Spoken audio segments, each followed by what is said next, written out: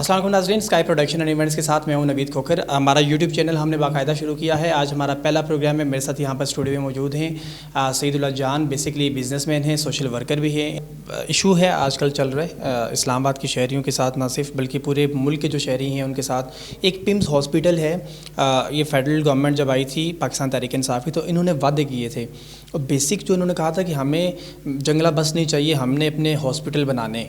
پہلی بات تو یہ کہ ان 3 سالوں میں ہمیں ہاسپٹل بنتا نظر نہیں آیا۔ البتہ پمز جو ایک واحد ہاسپٹل تھا، پورے ملک میں لوگ آتے تھے وہاں پہ آ کے سستا علاج کرواتے تھے، ان کے حوالے سے آپ کے پروٹیسٹ چل رہے ہیں۔ پچھلے 6 ہفتوں سے ہم دیکھ رہے ہیں وفاقی دارالحکومت اسلام آباد میں آپ کے پروٹیسٹ چل رہے ہیں۔ بیسک پروٹیسٹ کا مقصد کیا ہے، اور یہ جو قانون ایک لاگو کیا جا رہا ہے، آرڈیننس جو لایا گیا ہے، اس آرڈیننس کے اندر ہے کیا غریبوں کے لیے فائدہ ہے یا نقصان ہے؟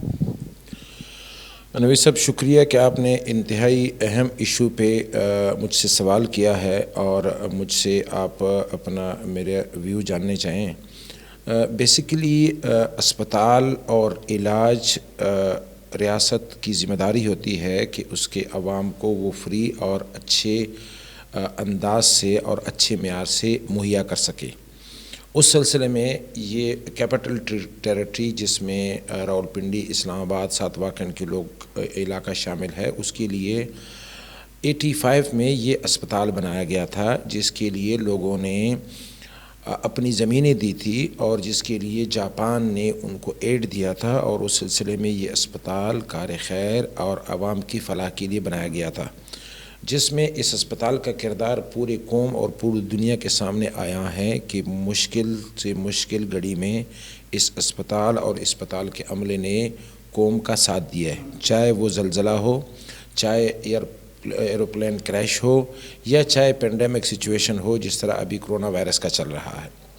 لیکن انصاف پر آئی ہوئی حکومت، جو انصاف کے دعوے دار ہیں، ان کے پاس خود سے تو کرنے کا کوئی منصوبہ نہیں ہے، خود سے کرنے کی ان کے پاس کوئی پالیسیز نہیں ہیں۔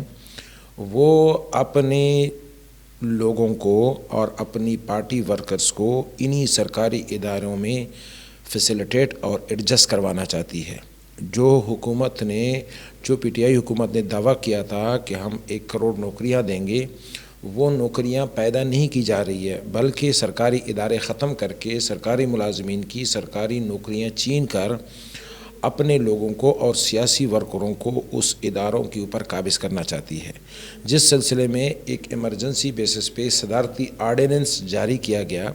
اس صدارتی آرڈیننس کے تحت پمز ہسپتال جو سرکاری ہسپتال ہے اس کو پرائیویٹائز کر دیا گیا ہے، اور اس کی موویبل اینڈ اموویبل تمام ایسٹس پرائیویٹ 4-5 لوگوں کے ہاتھ میں دے دیے گئے ہیں، اور اس اسپتال کے چلانے کے لیے پرائیویٹ سیکٹر سے ٹھیکیدار، پرائیویٹ سیکٹر سے پراپرٹی ڈیلر، پرائیویٹ سیکٹر سے بزنس مین، جاگیردار اور سرمایہ داروں کا ایک ٹولہ، ایک بورڈ بنا دیا گیا ہے، جو اس اسپتال کے اوپر، جو فلاحی ادارے کے اوپر جنہوں نے بزنس کرنا ہے، جنہوں نے اکانومی جنریٹ کرنی ہے۔ اور اکانومی اسپتال میں آپ کہاں سے جنریٹ کر سکتے ہیں؟ اسپتال میں آپ مریضوں سے پیسے لیں گے، ان کی پرچی کے لیے، ان کے ڈاکٹر کے چیک اپ کے لیے، ان کے ٹیسٹوں کے لیے، ان کے وارڈ میں ایڈمیشن کے لیے اور ان کی سرجری کے لیے۔ اسی کے اوپر ان لوگوں نے لوگوں کو تنخواہیں دینی ہیں اور اسپتال کے باقی خرچے چلانے ہیں۔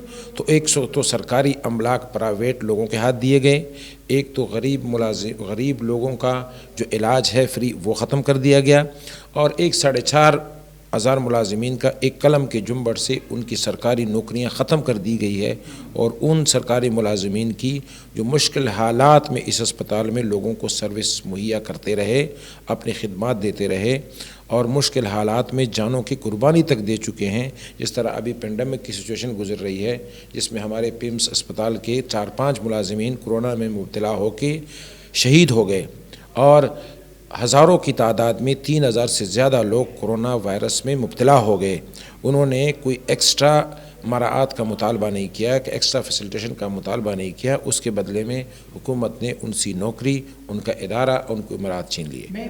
میں ذرا ایک شارٹ سی بات پوچھنا چاہوں گا صرف آپ سے۔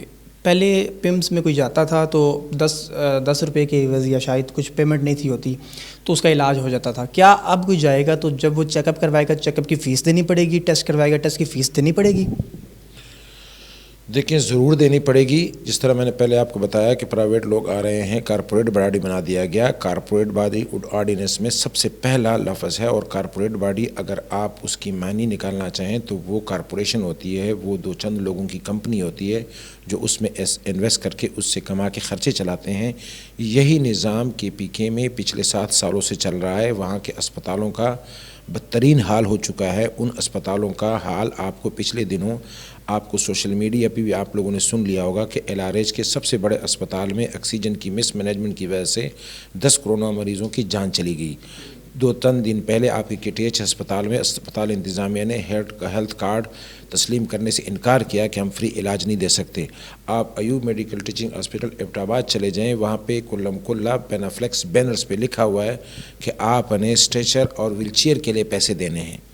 पर्ची तो दूर की बात है, आप अस्पताल में इन होंगे तो आपने पैसे देने हैं। इन हो के एग्ज़िट तक हर एक्टिविटी, हर सहूलत हासिल करने के लिए आपको पैसे देने पड़ेंगे। जी बिल्कुल, आज हम बात कर रहे थे पिम्स की निजकारी के हवाले से, प्राइवेटाइजेशन के हवाले से।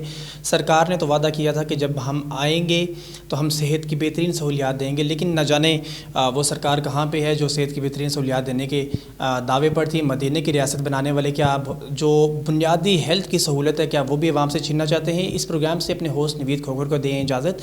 अगले किसी नए टॉपिक के साथ हाजिर होंगे। अल्लाह हाफिज़।